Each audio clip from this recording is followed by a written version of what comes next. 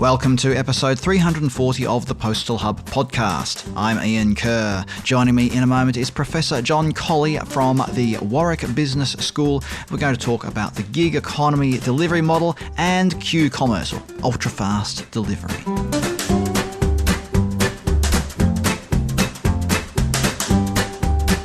Joining me on the line is Professor John Colley from the Warwick Business School. John, welcome back to the Postal Hub podcast. We had a very interesting discussion a couple of years ago, and one of the memorable topics we discussed, or quotes that came out of it, was about who's swimming naked in the fast grocery delivery sector. And if we fast forward a couple of years, I almost feel like we know the answer to that now. Who's been out there swimming without their bathers on? John, why don't we just start quickly with quick commerce or ultra-fast delivery, however we want to call it. It was very much the topic, I was going to say topic du jour. Is that the right way of putting it, perhaps? Back in 2022, we've seen a lot of change in the market since then. So has rapid delivery collapsed, or has there just been consolidation, or has the bubble burst? Yeah, I think this particular market or industry has crystallized very rapidly. It's only taken, shall we say, 2 years from the huge advertising campaigns, the enormous PR which they've been running, for the sector to pretty much collapse and disappear. There's been huge consolidation amongst players, which means they're under intense pressure. People in the current recession are simply not willing to pay the prices they need to pay or to use this service. I think pretty much London, we're down to maybe just one player in Getir. I'm seeing very few others around. I have to say it was a model which I didn't believe could ever work, because it does require quite substantial investment. You've got to hire premises locally, you've got to fill them with stock, you need people to pick them, and then you need people to deliver them, let's say within an hour, and be generous, all of which is quite high cost services to deliver. So I don't believe that always had created a high cost base you then had to charge out. So typically you would have to charge very high prices for that to be reimbursed. I struggle to actually find people who use these services without using free vouchers or some form of major discounts. Typically I teach classes in London of executive MBAs, and I would ask a class who used it, and the only people who used them were those who had free vouchers, and they didn't continue using it afterwards. So it was always very difficult economics. There was a flood of 6 or 7 players into the London market then, and there was work globally, all but disappeared. And for me, this model simply does not work. I don't really even see it having, shall we say, being worthwhile running, shall we say, in Belgravia or Knightsbridge or some very affluent area, because you've still got the property costs, you've still got the stocking costs, and I just can't see it happening. So for me, this life cycle of an industry has run full circle within pretty much 2 years, and I don't believe it has a future. I think it's gone. Difficult to know why other people felt it had a future, as the projections of trade must have been absolutely enormous to justify this thing, and they've just never happened. Sure, the recession's not helped. It has hindered it significantly, as it has other gig economy areas. But for me, this one's as dead as a dodo, and I think it's people simply trying to get rid of what assets they've got. It's also interesting to think about how the pandemic distorted our thinking around delivery and home delivery of all kinds of services. Perhaps that was also playing into the thinking of various investors in this field. One interesting outcome for me on the, shall we say, demise of a lot of the rapid grocery delivery startups has been that a few of them have been acquired by established supermarket chains and rebranded not as 15-minute delivery, but as 60-minute delivery, which probably also allows batching of orders from a major supermarket. So that'll be interesting to see if that even survives over the coming 12 months, or whether, again, that sort of gets slowed down, whatever the right phrase is. So instead of having a 60-minute delivery window, we end up with 3 hours, which may be more than acceptable for many consumers. Anyway. Yes, I think the view had been that an hour is the limit. Initially, when they all came on the market, there were 10 minutes, 20 minutes, 15 minutes, and then they extended it to an hour because That's often how long it actually took. I think this was just really a concept dreamed up during a time when there was huge liquidity in the market, lots of money looking for investments. Anything which sounded technology based was seeing investments, and there were people willing to buy or take investments in it. The market's changed considerably since then, and investment in technology has slowed, shall we say, unless you're absolutely blue chip technology, i.e., big firms which have got to a certain level. And what has happened is that the venture capital end of startups has pretty much disappeared. So if you've got a technology idea at the moment, you may struggle to get your money behind it, as liquidity is now so tight in the market. So I think this was partly a victim of that, but I think it was also, if you like, it was simply a representative of the time. Lots of liquidity, lots of people looking for things to invest in, almost anything would do. Let's change our focus a little bit and talk about gig economy delivery. It's something that's been around for a lot longer than ultra-fast delivery. So in some respects, you could say, well, it could be argued, shall we say, that it's a more sustainable business model. Yet we still see a lot of discussion, in particular in Europe, around things like workers' rights, remunerations of workers, working conditions. I don't know where to start with this, John. Well, how about we just start? I should ask the question: what are you seeing as the major trends right now that are impacting on the gig economy model, but in particular, gig economy delivery? Yeah, if we take gig economy delivery, obviously this doesn't have the major disadvantage of having to have premises and stock. All you're really doing is connecting restaurants, consumers at home, and riders in terms of, so in that regard, it's a better model. Ultimately, these things all boil down to who's willing to fund what. So the big problem you've got is that the restaurants don't make much money anyway. So slicing a big chunk out of that to pay for Deliveroo or Uber Eats or Just Eat is going to be painful for them. The consumer, there's a limit to what they'll pay for having their burger or pizza delivered to their home. So you have a problem there. And then there's the riders. Now, the riders are less well regulated than for taxi drivers and for ride hailing. And governments are not really interested in what they're being paid. Ultimately, although they may well be tolerably well paid per trip, but they've got to wait for a trip and so on. They've got a lot of dead time of riders.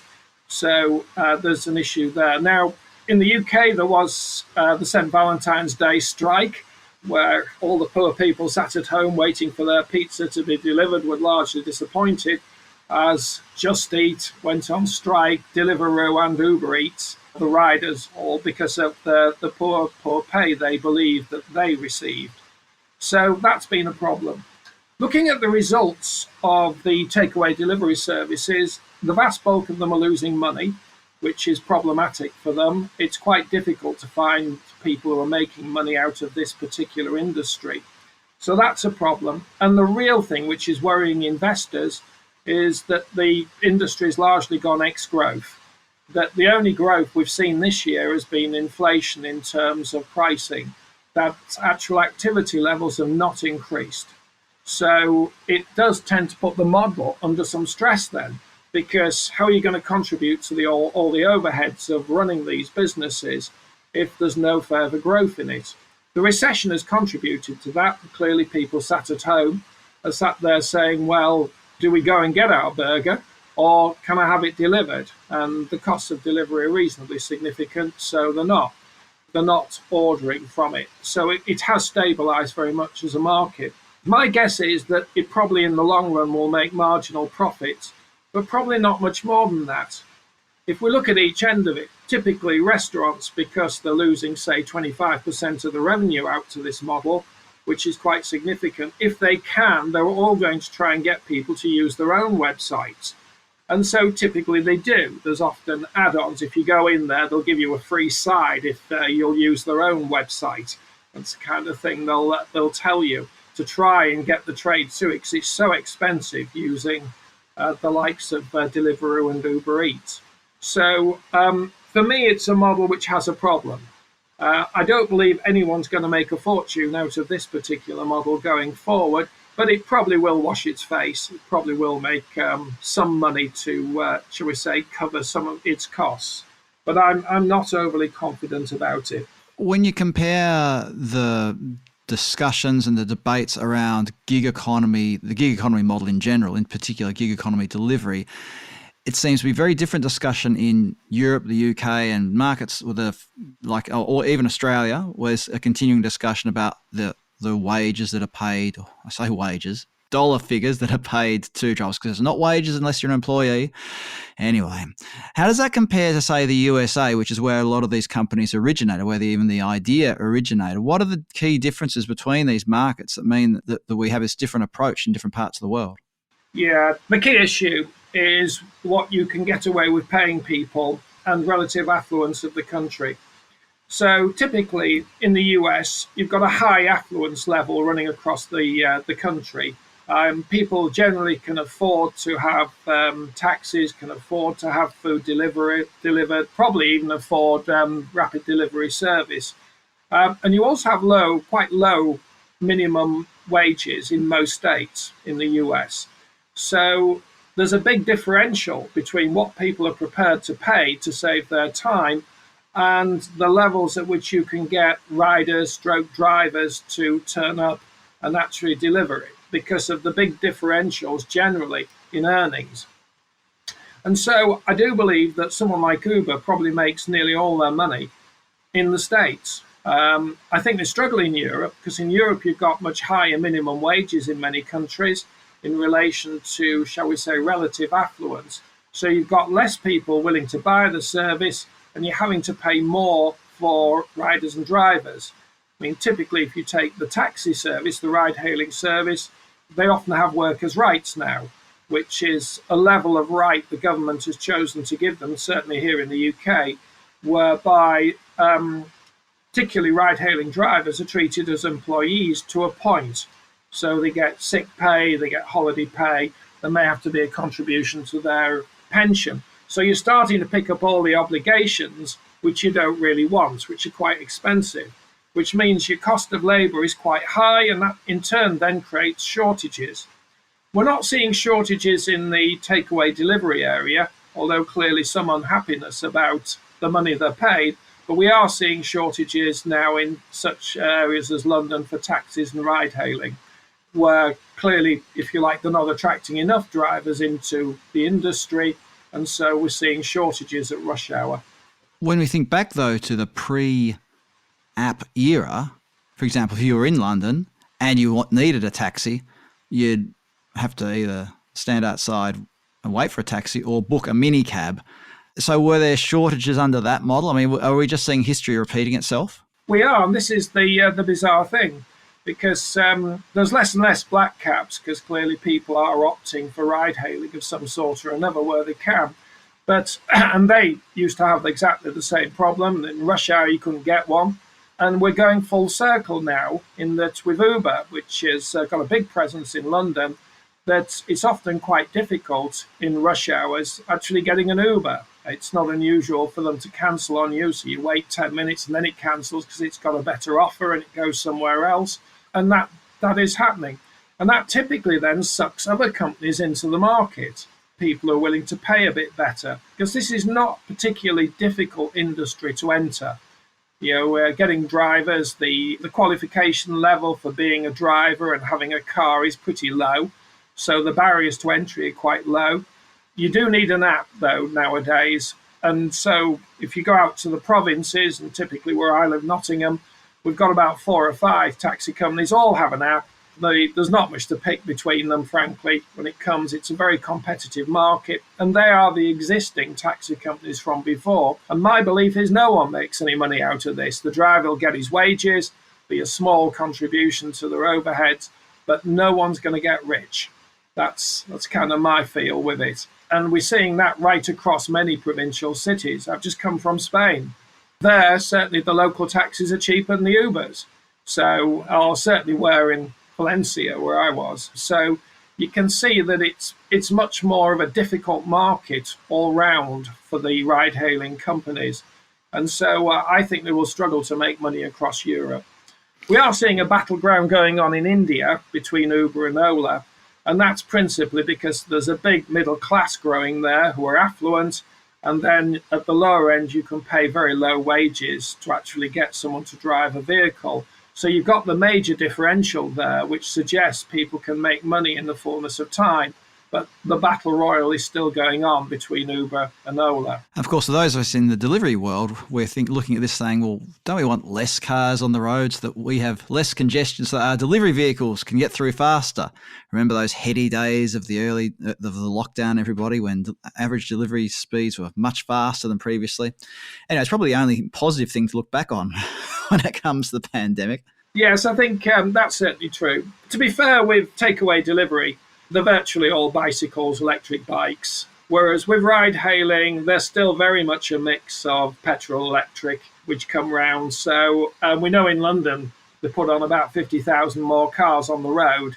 And most of the people who, if you like, were attracted to cheap tax ride hailing fares would have either cycled to work, gone on the underground, gone on buses, some form of public transport, or walked. So it did create traffic and it did create carbon without a shadow of doubt. And that situation hasn't really changed. That's still pretty much the case. And I'm sure, can't remember who did the research. It might have been the logistics city chair from Paris who did the research that showed that as there was more pressure to deliver more food orders per hour, delivery riders went from using a bike to a petrol scooter because they could move faster, and obviously that has implications for air quality in our cities. Anyway, perhaps, John, a topic that's a little bit outside of what we were discussing today. Before we wrap up, there's just a few other things. So we're talking about gig economy delivery. There's also been talk about batching orders for gig economy. We know that Deliveroo has tried this. And even there was what was it called? I think it was called Uber Rush from about 6 or 7 years ago. Do you remember that, everybody? When Uber was going to get its drivers, not its Uber Eats division, its drivers to deliver parcels when they didn't have a warm body to transport around. Do you have any comments on this concept of batching orders or other things like that, John? Yeah, I think with fast food delivery, it just doesn't work in that people don't really want cold food rolling up by having a car or a driver or someone turning up and trying to deliver 6 orders in a street. They're all going to be absolutely cold by the time you get them. So I can't see that would ever work. And typically riders do one at a time. They're paid for one at a time and they get there as fast as they can, probably still lukewarm, but it doesn't much matter. That's at least the way it's done. I think with taxis, I can't see it ever paying carting parcels around and trying to deliver them off, because you've got the cost of the driver, you've got the cost of the car, you've got to have enough. In effect, you've got to replace Amazon or the postman in terms of the postman. Now they're virtually all motorized. They drive up the road. They've got a van absolutely full of parcels and he delivers them out to the whole street. So you've got to compete with those. Not convinced that's easy to do with people who are relatively untrained, who are trying to find homes for parcels and letters. Just not. I think it's very difficult to make that work. So I'm not surprised that we haven't seen much more of it. It's probably a whole other discussion for us to have, John, about the Amazon Flex delivery model, where they have a sort of halfway house between what we might call a traditional, dare I say it, the traditional gig economy model and a regular contracting model where, well, anyway, a discussion for another time perhaps, because we've run out of time. John, it's been, as always, a fascinating discussion, taking a different perspective on startups and innovation in the delivery world. Professor John Colley from the Warwick Business School, thank you very much for joining us on the Postal Hub podcast today. It's a pleasure. Thank you very much.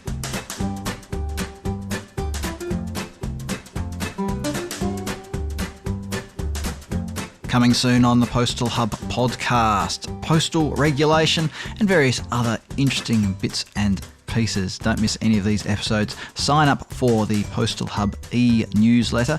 It's an email, hits your inbox once a week. Whenever I publish a new episode of the podcast, go to thepostalhub.com and sign up there. And while you're over there, sign up for the Daily Delivery Digest, which is a daily email with all the headlines from around the delivery world. You can also subscribe to the podcast in your favourite podcast platform, be it Apple Podcasts, Google Podcasts, Spotify, or any of the others. It's available. Subscribe and get each episode downloaded to the device of your choosing as it is released. If you want to follow me on LinkedIn, do so. It's free. Costs you nothing. That's what free means. Or you can follow the Postal Hub on LinkedIn as well. If you want to email me about anything at all, my email address is ian@thepostalhub.com. I'm Ian Kerr. Thanks for listening in, and I look forward to your company next time on the Postal Hub podcast.